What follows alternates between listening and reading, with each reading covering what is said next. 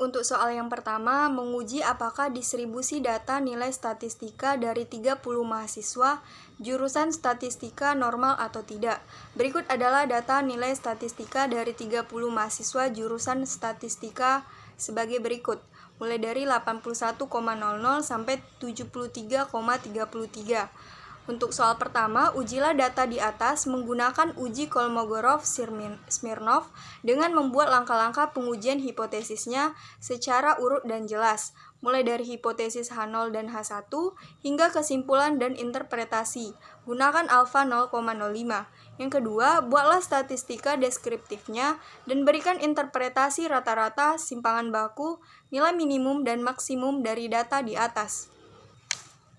Langsung saja soal yang pertama, uji Kolmogorov-Smirnov, yaitu bagian A, H0, distribusi populasi mengikuti distribusi normal. Lalu ada H1, yaitu distribusi populasi tidak mengikuti distribusi normal. Bagian B, pengambilan keputusan dasar, pengambilan keputusan berdasarkan probabilitas. Jika probabilitas lebih besar dari 0,05, maka H0 diterima. Dan jika probabilitas lebih kecil dari 0,05, maka H0 ditolak. Bagian C, keputusan. Terlihat bahwa pada kolom pengujian distribusi nilai statistik, 30 mahasiswa jurusan statistik untuk diuji dua sisi adalah 0,184. Karena khusus adalah uji satu sisi, maka probabilitas menjadi 0,184 dibagi 2, dapatlah hasilnya 0,092. Di sini didapat probabilitas di atas 0,05, maka H0 diterima dan distribusi populasi mengikuti distribusi normal. Bagian D, interpretasi. Pada taraf nyata 5% atau 0,05 cukup bukti untuk terima H0, yaitu nilai statistika mahasiswa jurusan statistik adalah 0,092, berada di atas 0,05, sehingga distribusi populasi mengikuti distribusi normal. Selanjutnya, soal yang kedua, statistika deskriptif. Buatlah statistika deskriptifnya dan berikan interpretasinya rata-rata, simpangan baku, nilai minimum dan maksimum dari data di atas. Yang pertama, interpretasi rata-rata, minnya yaitu 73,893. Dari pengelolaan 30 sampel menggunakan SPSS, diperoleh rata-rata dari 30 nilai statistik mahasiswa adalah 73,1893, yang berarti bahwa nilai rata-rata dari pengelolaan data menggunakan SPSS adalah 73,1893. Yang kedua, interpretasi simpangan baku, yaitu 10,22344. Dari pengelolaan 30 sampel menggunakan SPSS, diperoleh simpangan baku atau sebesar 10,22344. Artinya bahwa sebagian besar data pada rentang tersebut dan kemungkinan terdistribusi normal. Yang ketiga, interpretasi nilai minimum, yaitu 50,00. Dari pengelolaan data menggunakan SPSS dan dari 30 sampel diperoleh nilai minimum 50,00, yang artinya bahwa nilai yang paling rendah terdapat pada posisi 50,00. Yang keempat, interpretasi nilai maksimum. Dari pengelolaan data SPSS, 30 sampel diperoleh nilai maksimum yaitu 86,67, yang artinya bahwa nilai statistik mahasiswa yang paling tinggi berada pada posisi 86,67.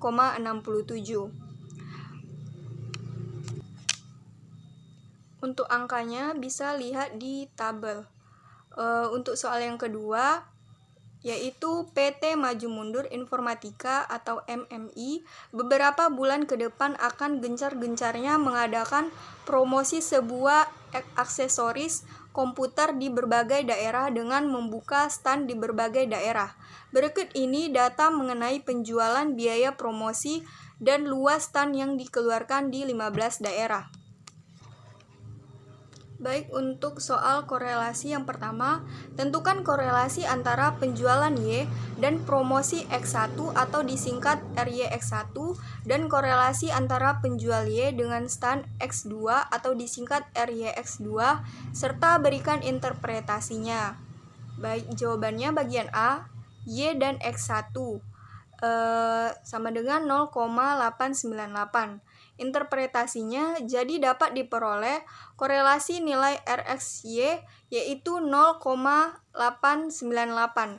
Artinya positif, semakin besar nilai X1 promosi, maka nilai Y penjualan akan semakin tinggi karena nilainya mendekati 1 dan derajat hubungan antara X dan Y kuat. Korelasi positif menunjukkan bahwa hubungan antara promosi dan penjualan jadi semakin besar. Jumlah promosi PT Maju Mundur Informatika akan membuat jumlah penjualan semakin meningkat. Bagian B, Y dan X2. Interpretasinya jadi dapat diperoleh korelasi nilai RXY yaitu 0,901. Artinya, semakin besar nilai X-tan, maka nilai Y penjualan akan semakin besar atau tinggi, karena nilainya mendekati 1 dan derajat hubungan antara X dan Y sangat kuat. Korelasi positif menunjukkan bahwa hubungan antara penjualan dengan stan, artinya jika semakin luas jumlah stan PT Maju Mundur Informatika atau MMI, maka akan semakin meningkat jumlah penjualan. Yang kedua, soalnya tentukan koefisien determinasi R pangkat 2 dan berikan interpretasinya. Interpretasinya, setelah dilakukan analisis data SPSS, dapat diperoleh nilai koefisien determinasi R pangkat 2 yaitu 0,949 atau 94,9%, yaitu tingkat penjumlahan dipengaruhi oleh promosi dan stan. Selanjutnya, soal yang ketiga, buatlah persamaan regresi linear berganda, yaitu satuan penjualan dalam juta rupiah, promosi dalam juta rupiah, dan stan dalam meter kuadrat, dan berikan interpretasinya.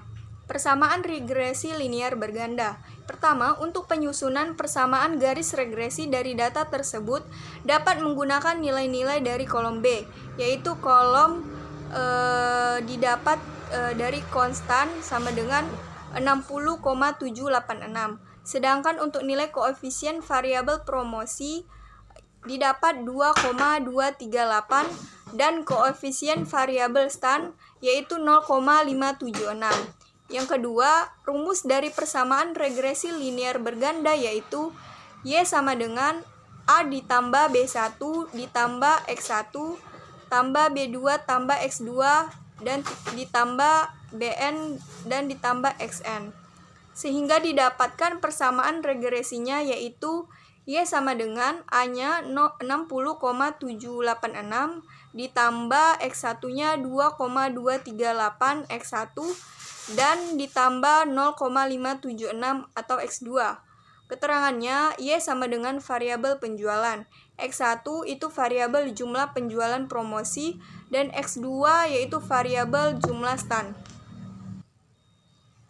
Selanjutnya bagian A, jika X1 dan X2-nya 0, maka nilai beta 0 sekian artinya yaitu Y sama dengan 60,786 ditambah 2,238 X1 ditambah 0,576 X2. Dijumlahkan Y 60,786 ditambah 2,238 X1-nya 0 dan ditambah 0,576 X2-nya 0, dapatlah Y-nya 60,86 juta. Interpretasinya, jika X1 dan X2 sama dengan 0, maka tidak ada promosi stan oleh PT Maju Mundur atau MMI, maka jumlah penjualan akan tetap, yaitu 60.786. Bagian B, jika X1 atau biaya promosi naik 1 juta rupiah, maka Y-nya sama dengan 60,786 ditambah 2,238 X1 ditambah 0,576 X2. Y-nya 60,786 ditambah 2,238 X1-nya itu 1 ditambah 0,576 X2-nya itu 0. Lalu Y 60,786 ditambah 2,238. Dapatlah hasilnya 2.238.000. Interpretasinya, jika X1 atau biaya promosi naik 1 juta rupiah, maka akan mengalami kenaikan sebesar 2,238 juta dan memperoleh penjualan sebesar 2,238 juta. Di bagian C, jika X2 atau jumlah stand ditambah 1 meter kuadrat, maka Y-nya sama dengan 60,786 ditambah 2,238 X1 ditambah 0,576 X2. Ya, dapatlah Y 60,786 ditambah 2,238 X1-nya dikali 0 ditambah 0,576 X2-nya itu 1. Lalu dijumlahkan Y sama dengan 60,786 ditambah 0,576. Dapatlah hasilnya 61,362. Jadi interpretasinya, jika X2 atau jumlah stand ditambah 1 meter kuadrat atau terjadinya penambahan stand 1 meter kuadrat, maka akan mengalami kenaikan sebesar 0,576 dan memperoleh penjualan sebesar 61,362. Selanjutnya soal yang terakhir, nomor 4. Prediksilah banyak penjualan jika biaya promosi 45 juta rupiah dan luas stand 150 meter kuadrat. Dapatlah sama dengan 60,786 ditambah 2,238 X1 ditambah 0,576 X2. Yaitu Y-nya sama dengan 60,786 ditambah 2,238, X1-nya dimasukkan 45 ditambah 0,576, X2-nya dimasukkan 150. Lalu dijumlahkan, dapatlah hasilnya Y 60,786 ditambah 100,71 ditambah 86,40. Dapatlah Y-nya sama dengan 247,896. Jadi interpretasinya, jika dilakukan promosi 45 juta rupiah dan luas stand 150 meter kuadrat, maka akan diperoleh jumlah penjualan sebesar 247,896. Baik, sekian presentasi dari saya. Terima kasih.